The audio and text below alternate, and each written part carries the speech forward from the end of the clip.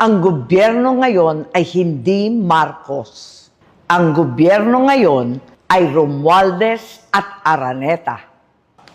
Payo ni VP, magpalit na raw ako ng apelyido. Sagot ko, Inday, hindi ko kailangan magpalit ng apelyido. Marcos ako. I'm me. Ako ay ako. Ako ay si Aimee Marcos. At kapag Marcos ka, hindi ka makikipag-alyansa sa mga politikong nagbintang, nagdiin, at umapi sa iyong pamilya. Hindi mo kakainin ang isinuka mo para lamang sa politika. Hindi ganyan ang legasiya ng aking ama. Imported na ang bigas, imported pa ang hustisya, kaya malinaw.